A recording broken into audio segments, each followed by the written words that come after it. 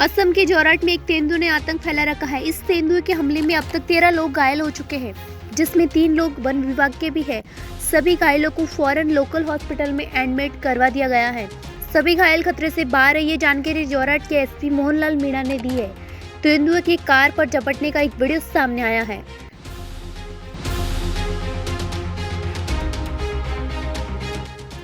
सोमवार को वीर बाल दिवस के मौके पर मेजर ध्यानचंद स्टेडियम में ऐतिहासिक कार्यक्रम हुआ, जिसमें पीएम मोदी शामिल हुए। इस दौरान पीएम मोदी ने साहिबजादों को श्रद्धांजलि अर्पित करते हुए मुगल बादशाह औरंगजेब के अत्याचारों पर बात की। पीएम के इस भाषण के बाद ट्विटर पर औरंगजेब ट्रेंड करने लगा। इस भाषण में पीएम मोदी ने कहा था, एक और आतंक की पराकाष्ठा तो दूसरी ओर अध्यात्म का शीर्ष, एक और महाबजी उन्माद है तो दूसरी ओर सपने ईश्वर देखने वाली उदारता। इस सब के बीच एक और लाखों की फौज और दूसरी ओर अकेले होकर भी निडर खड़े गुरु के वीर साहिबजादे। ये वीर साहिबजादे किसी धमकी से नहीं डरे, किसी के सामने नहीं झुके।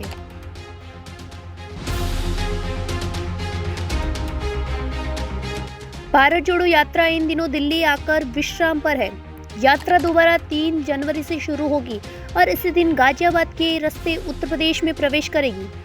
यूपी में यात्रा के लिए कांग्रेस ने खास प्लानिंग की है। यात्रा में शामिल होने के लिए विपक्ष के कई नेताओं को निमंत्रण भेजा गया है। इस बहाने कांग्रेस विपक्षी दलों को एकजुट करने की कोशिश कर रही है।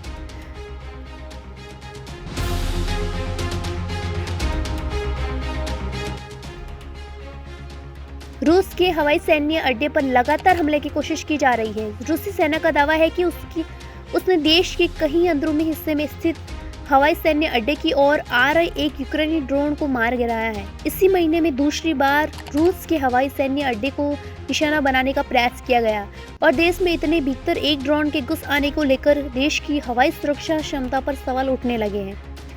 रूस के रक्षा मंत्रालय ने कहा कि घटना सोमवार तड़के की है और एजिल्स एयरबेस पर मलबे की चपेट में आकर 3 सैनिकों की मौत हो गई।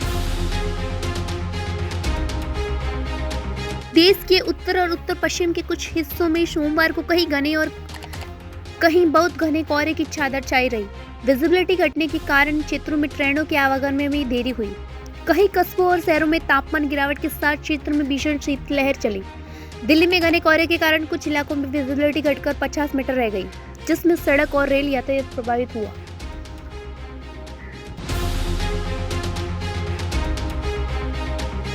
कोरोना वायरस के इंसानों के बीच जाने का नाम ही नहीं ले रहा है। हर बार कोविड-19 के नए वेरिएंट के साथ इंसानों पर हमला करता है और पिछली बार से और भी ज़्यादा घातक साबित होता है।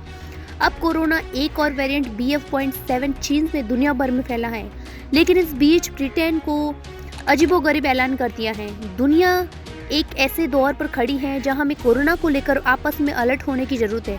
वैसे में ब्रिटेन ने फैसला लिया है कि अब हम कोरोना के आंकड़े बताना बंद कर देगा। ब्रिटेन के स्वास्थ्य अधिकारियों का कहना है कि नए साल से कोरोना के बीच नियमित आंकड़े प्रकाशित करने बंद कर दिए जाएंगे।